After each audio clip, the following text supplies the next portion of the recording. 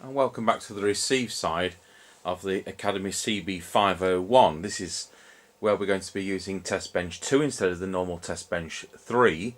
Unfortunately there's no overhead cameras, no permanent video equipment, so I have to do this with a camcorder.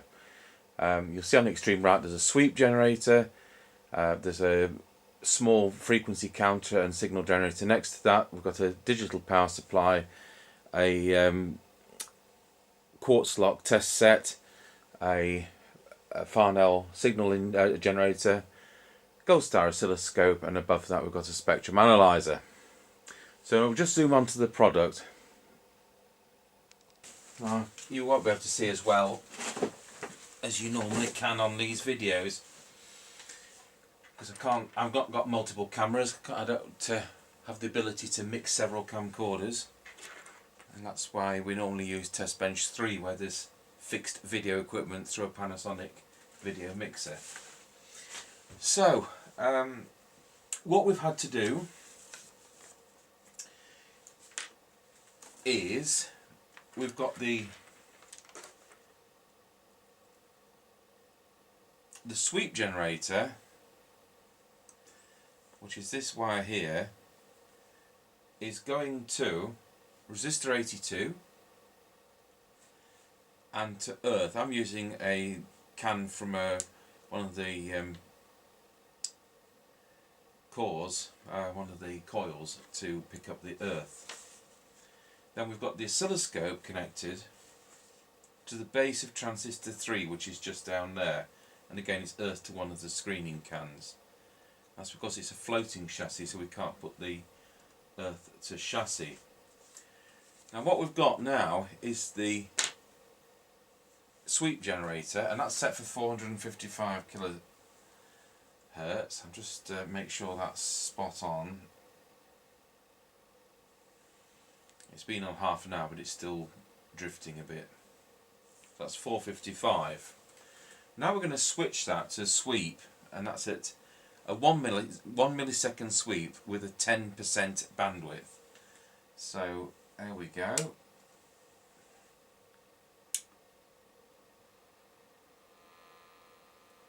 You'll also hear we've got a bit of a noise from the loudspeaker.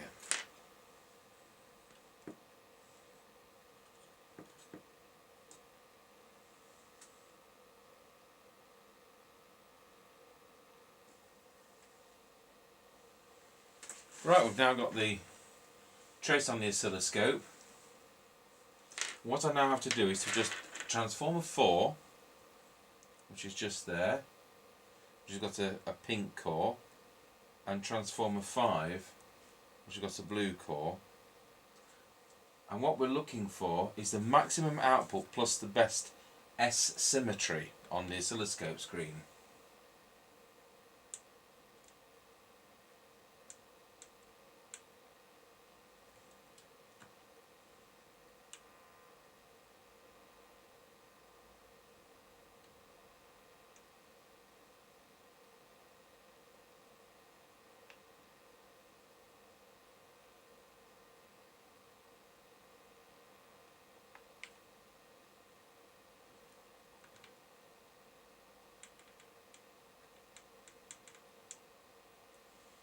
And that we've now achieved. So disconnect that equipment.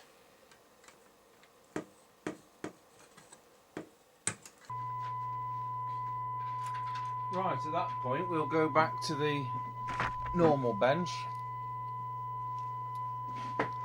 having done the bit we needed to do with the sweep generator, so you can actually see what we're doing.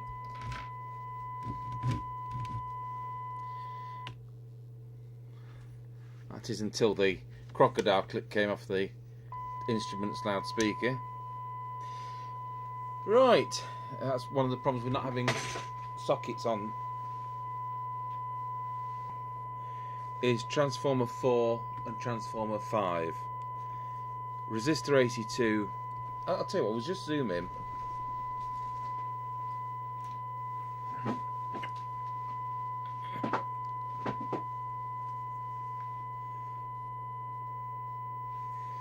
Resistor 82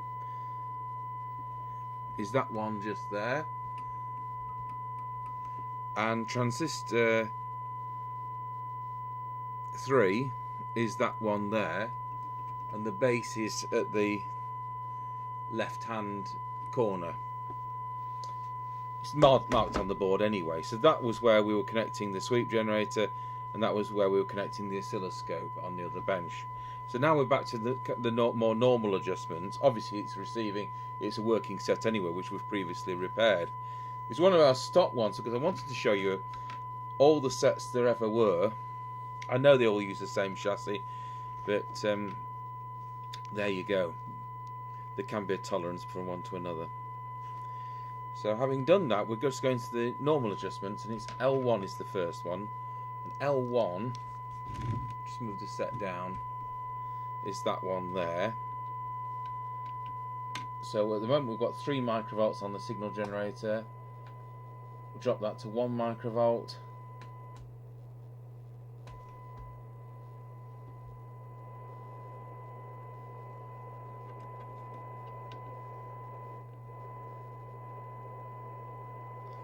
So we'll now move to L2 and L3,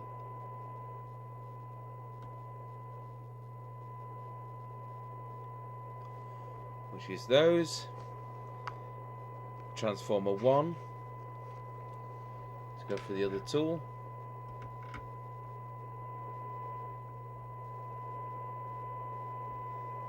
Transformer 2.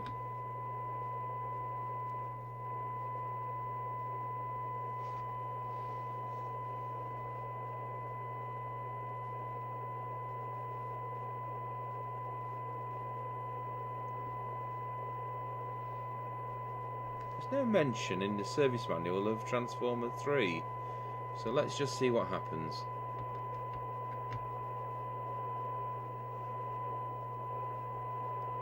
I think we'll add Transformer 3 to the list.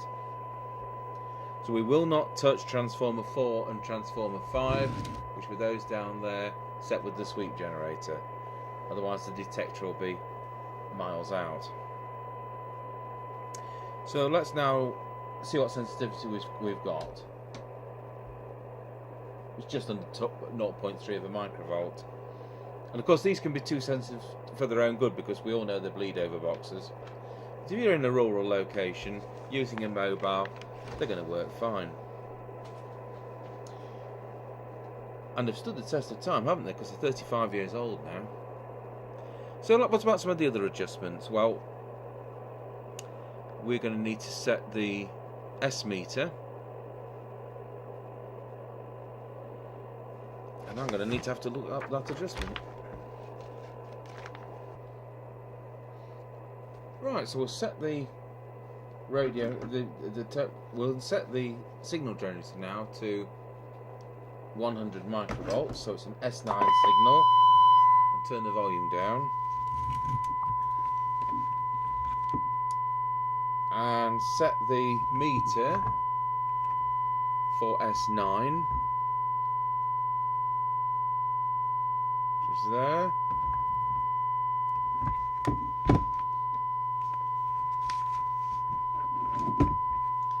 And that's with SVR2. SVR2 is the one nearest the front. And believe it or not, the squelch on these is done through an AM demodulator.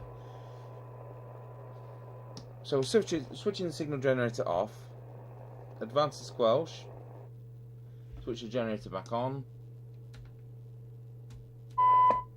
I'd like it more sensitive than that, so we'll adjust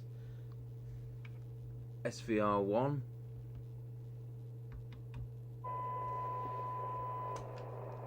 Once again we'll switch the generator off.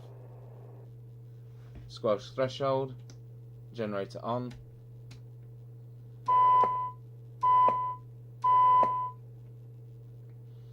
Still not sensitive as much as I would like it.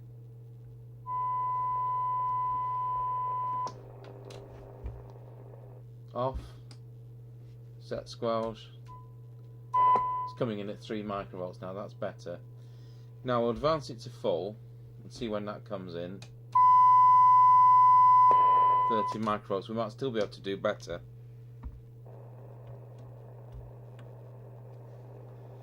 So set threshold, generator on, coming in at 3 microvolts, advanced squelch to full. No, that's not powerful enough. So just go back a fraction. Generator off, set squelch threshold. Generator on, coming in at 3 microvolts, squelch to full. Nope.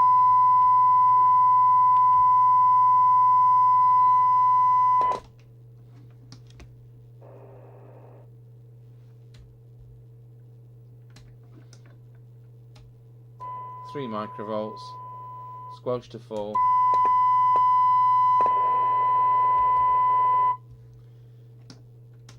This is a pain, isn't it? Generator off, set threshold. Generator on. Just coming in at 3. Squelch to full. 30 microvolts. I want it to be 100. Let's try again.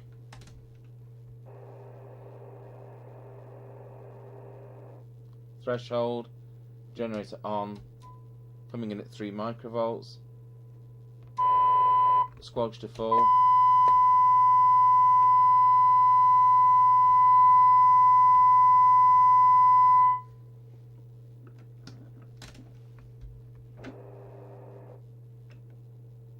Generator on. Just coming in at 3 microvolts. Squelch to full. 100 microvolts. That's the best compromise. So that set the squelch, and that was an absolute pain. You could spend as long aligning that as the rest of the radio. So that's covered that, and I don't think there's anything else left to tell you about the GT868 chassis. It seems to be working well for how well these work. Thank you for watching.